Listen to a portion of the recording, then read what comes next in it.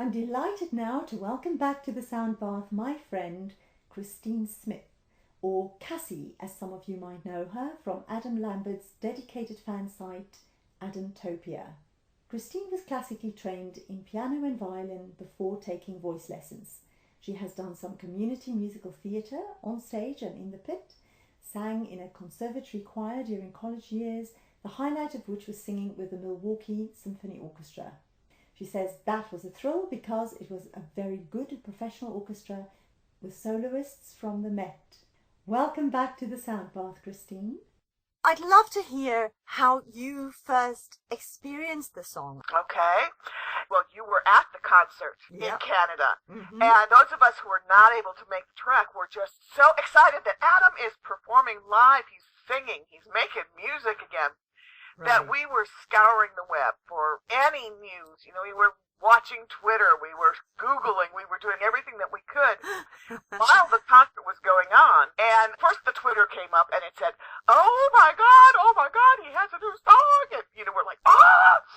And then someone finally posted a Twitch video, which was taken on some crummy camera phone, and she didn't catch the beginning of the song, and she was far away, and the sound was muddled, and the audience was loud, but you could still hear that pure voice. Right. You know, I could hardly hear a guitar at all, but it came in right before he goes up to that high B flat for "They Say We'll Rot in Hell." So it came in like the phrase before that, and I just went, what? And then that voice just floated up on that phrase to the B flat, and I got shivers. I was on this crappy sound and crappy video. Yeah. I just went, it took my breath away. Right. And I was straining to hear the rest of the song, and then, of course, the rest of the night we're looking for a better quality sound. But my second thought after I went, was, Angelina's there. Oh, my God, what is it like if it hits me that hard in a horrible recording? What is it like to be in the room right near that voice as it floats? So you got to talk about that a little bit. I mean, that had to be unearthly. I just really want to know, what was it like to be actually in the room, well, it wasn't a room, but outside, right there with him singing like that and the voice just floating unearthly over the crowd. What must it have felt like? It was amazing. It was astonishing. Like I think I told you, I was in a spot of bother, as we say in England. I didn't have much sleep for 3 nights in a row, and I was already very tired before I went to Canada because I was working late every night, like you do before you go on holiday to get everything done and all that. And I had a cold. All my defenses were down. Oh, yes. And you were broken open. I was broken open, and for that sound to hit me was unbelievable. The other thing I have to tell you is that I stood right in front of the stage, right by the barrier.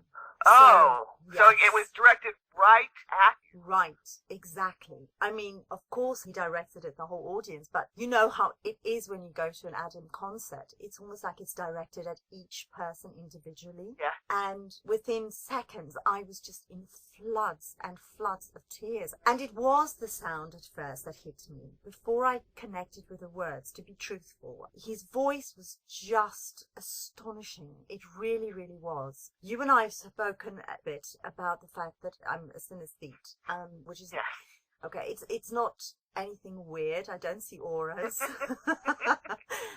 It's a kind of neurological blip that about 1 in 4 of us have. It's very common. I'm one of those people who have it in abundance, and the color of the sound of this song is absolutely overwhelming. I was so transported. It was a kind of out-of-body experience. It's very difficult to put into words, actually, but the sound comes like no other sound I've ever seen. It's such a physical, emotional, spiritual experience, and this sound is overwhelming because the music sits totally in Adam's sweet spot. Of course, it's difficult to tell with Adam because his range is so perfect throughout. Right, he's able to kind of pull that sweet spot down low and up high. Right. But he still has one. And the first time I realized it is actually when he sang Beth on American Idol. And I kept thinking, why is this song affecting me so much? And it's only when I looked at it, really looked at it, that I realized, oh, it's kind of in his sweet spot.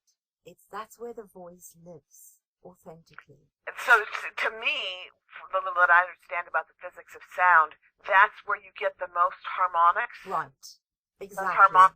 That's where you get the most reverberation and echo and richness of sound. Right. And his voice in general does that to such a degree. Right.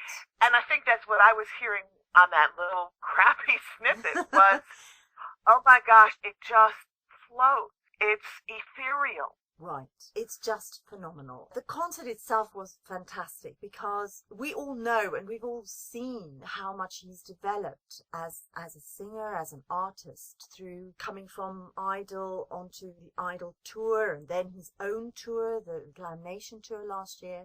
The last time I saw him live was in London last year. That was in November, maybe? Right. Exactly, November. Okay. So that was almost a year ago. Well, right-ish. Yes. If you think about the fact that he hasn't really performed that much since then. I mean, he did a little bit in LA. I think he did. Is it the Jingle Ball he did after that or before no, that? I think he did the Moscow. Oh, yes. That was about it. After the 2 LA concerts in mid-December, then it wasn't until Moscow, I don't think, that we saw him do a whole concert.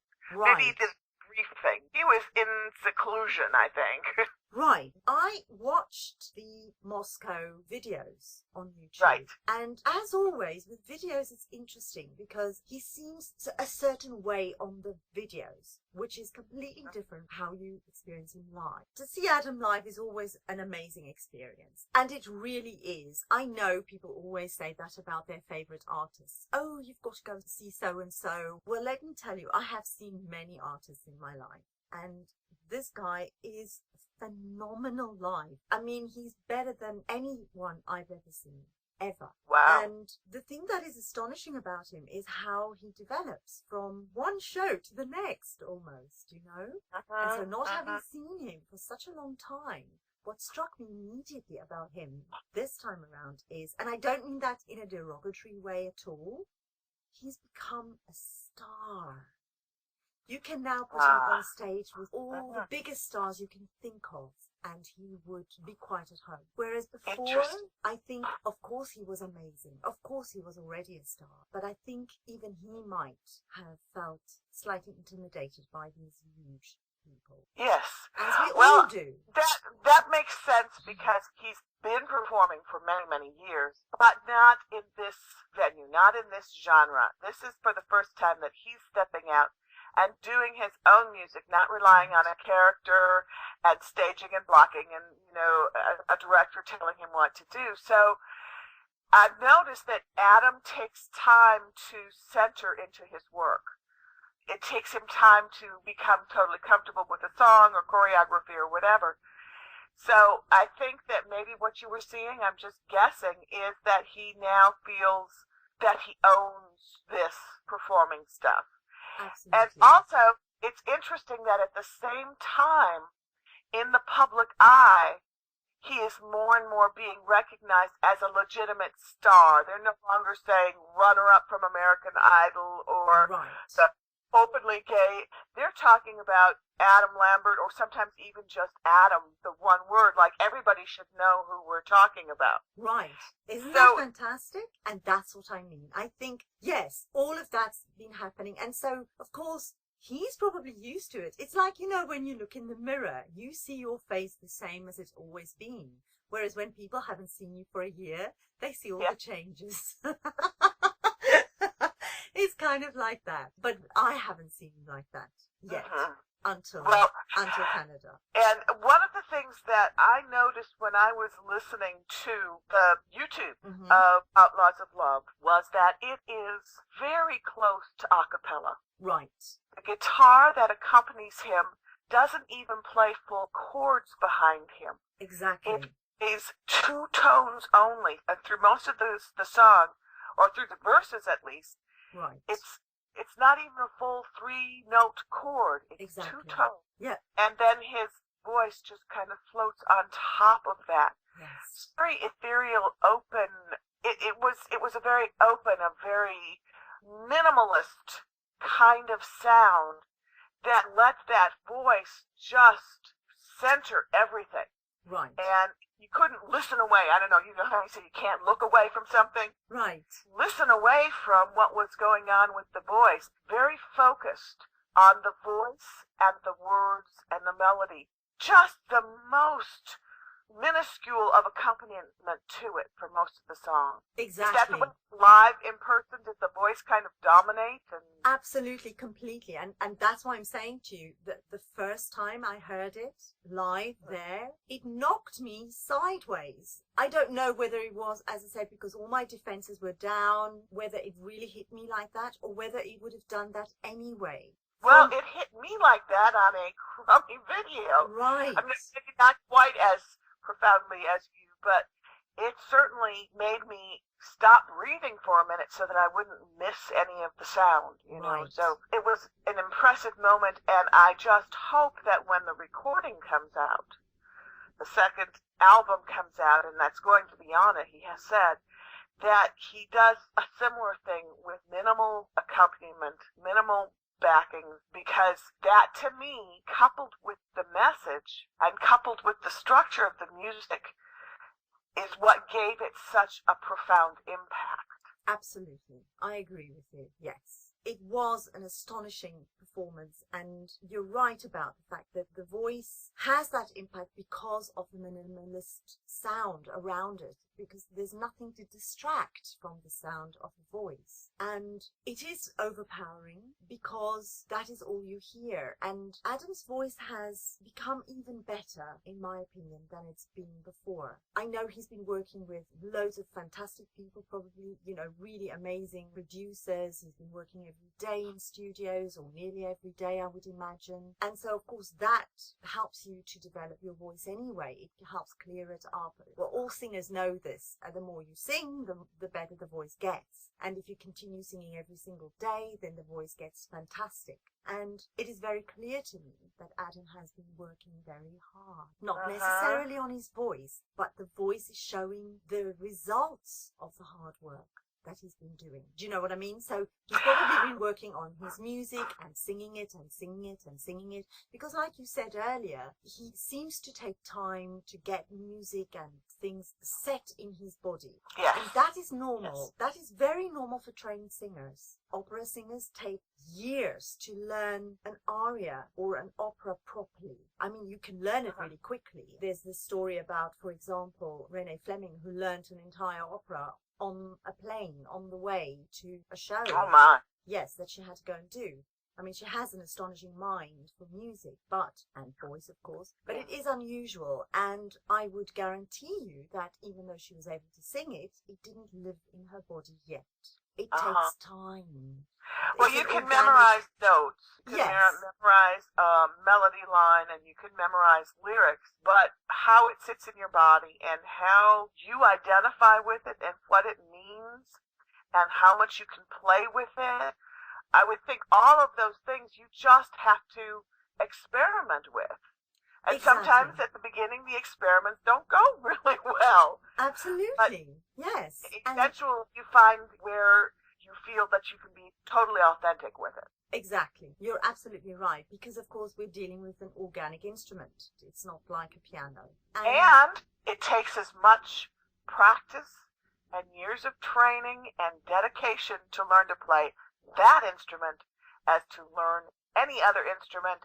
And I will keep shouting that until I die. I get so frustrated when people think, well, they're just a singer. I love you for saying that, because it's absolutely true. But I think anybody who hears Adam cannot help but understand that that is an instrument. I cannot believe that there would be anybody out there, it doesn't matter how little they know about the actual learning of singing and the honing of that instrument. I'm sure they cannot help but understand that this is an instrument, that this is the result as well.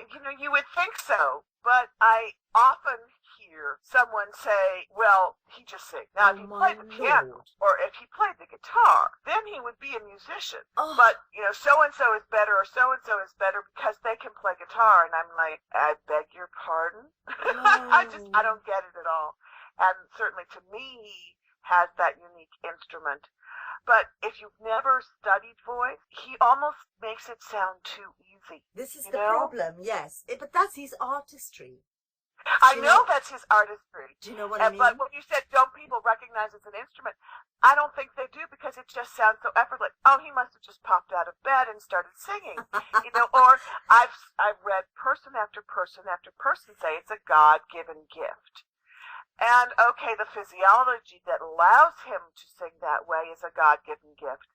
But the years and years and years of training and practice is all him. Exactly, and he talks about that, though. I mean, I think he talked about it on American Idol, and he has since talked about it as well, where he's spoken about the fact that it takes time and it takes practice, practice, practice. In fact, I think those are the words he used in an interview I saw on YouTube at some point. Someone asked him what advice he would give to younger performers, and he said, practice, practice, practice, practice. And you had pointed out that someone had asked in an interview what he sang at home. Mm-hmm. And his response was? Scales. You see, Yeah. that is the mark of a true singer and a true musician. Musicians, after all, look at the nuances of the music that they play. They look at the rhythm, just the musicality of a phrase and stuff. Adam does that with his voice, even better than a musician could play on a man-made instrument. Because the voice is the most flexible, the most organic, the most astonishing instrument we have in this world. Right. That was one of the things that hit me, acknowledging that the song itself is very moving. Who else could sing it to have that kind of an impact? Because it is so exposed, the voice is so out there and open, and who else could deliver that if other singer pulled this out and covered it? I don't think it would have the same kind of impact that it had. I agree with you 100%. And like I said, I mean, just hearing the voice like that created havoc with our emotions. So yes, I agree that I can't think of anyone else that can sing the song and have the same impact that Adam has. And it has to do with him. It has to do with his voice, of course, but it has to do with him and the fact that he wrote those lyrics from his soul. There's also another very unusual thing that is happening for me in that song. If you look at the lyrics, and I'm sure that Philippa is going to talk a lot about this, but if you look at the lyrics, they could come across as very angry and very bitter. Right. And you can almost see the lyrics of that song set to heavy metal. Right. To some kind of screaming, raucous, they say will rot in hell kind of delivery. The lyrics lend themselves to that. Right. But instead, what Adam does is turn it 180 around and sing it as sweetly and as purely as possible, which the juxtaposition of those two things lends it that special kind of impact and almost a kind of grace. Oh, absolutely.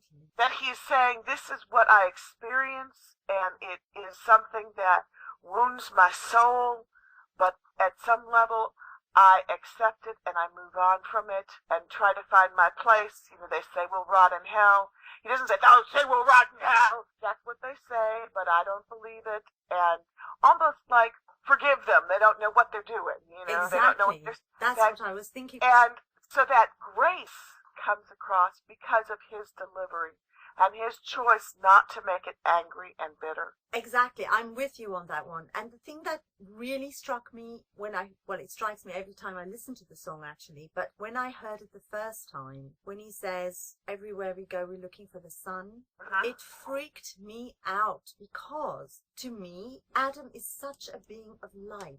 You know, he has such a sunny disposition. I'm sure he, like the rest of us, has his dark moments. But as on the whole, he seems so happy and so wise and so spiritual. So when I heard... there's the quote from an interview with his mother that she said he was like, whenever he walked into the room, it was like sunshine. Right. And see, I get that. I get that with him. And so when I heard that lyric, that's when I broke down crying, because I thought, oh my God, it's true. Wherever he goes, he looks for the sun. Yeah. He looks for the light in everything and in everyone. And he brings the light to so many people. Yes. But at the same time, when we talk about his growth as an artist and his growth as a performer, I don't think a year ago, 2 years ago, he could have written that song. No. Because it was too personal, and he intentionally walks in the light. Yes. He intentionally creates the light around him. He intentionally focuses on the positive. And maybe it's because he knows that his dark side is pretty dark, and it frightens him. Yes. But it seems that as he has grown as an artist, he's now willing to tap into that as well and be vulnerable enough to show you when it isn't all sweetness and light. Yes. When it's dark and it's the middle of the night and it's not getting brighter. Right, that's important too. And I think that will actually, it has impacted on his fandom, but I think it will make people love him even more, because we do like to see the real person. And even though he's always been real, I don't think he's ever hidden. I think you're right in that a year or 2 years ago, he wouldn't have been able to share this because it was too close to him. And now he's more comfortable and clearly more able to share things that's the same for everybody else on different levels. Because this song, I think, obviously he's written it from a place where it's very personal to him, but everybody can relate to it, I think. There's something in the song that we can all relate to. It touches us all. One of the lyrics says, we can all feel the rain. And I thought, that's exactly what I was talking. Tears all fall the same. We all feel the rain. Yeah. It's a universal grief that we have when we're not allowed to be free and open and love as is natural for us. And I think that, it worked for Shakespeare and Romeo and Juliet. So yes. It's a theme that is very prevalent in the arts, and it works just as much today to me. One of the lines that was really poignant to me was, hearts and homes are broken. Right. Because this isn't just a matter of two people being together and not being together. That this kind of intolerance and lack of acceptance spreads through entire homes. It spreads through entire communities. So it has a very simple meaning, but it has, like you said, that universal meaning as well. I agree. I absolutely agree with you. Yes. It is an astonishing song. And I know he said that even though it's maybe not going to be a single, that it would be on his new album. I think that the public would almost demand it to be a single. I think his fans will go nuts and just keep downloading it and downloading it and downloading it. His fans, certainly. And there will be a segment that will just fall in love with it like we did. Yes. Because it is so unique. On the other hand, if you talk about top 40 radio, where it has to have 130 beats per minute, and it has to be danceable, and it has to have a narrow enough vocal range that anybody can sing along with it, that if that's the hit that you're looking for, no, this isn't it. But it is so much more than that, and I think it will be appreciated on its own. But I don't think it's going to be covered much. No, I don't think people can. Well, I don't think people can cover this song, or very many of Adam's other songs either. I mean, I don't think, because his vocal range is so crazy and out there, there's very few people who can really genuinely cover the songs and make them their own and make them very, very unique. I'm sure there are ways and ways of doing it.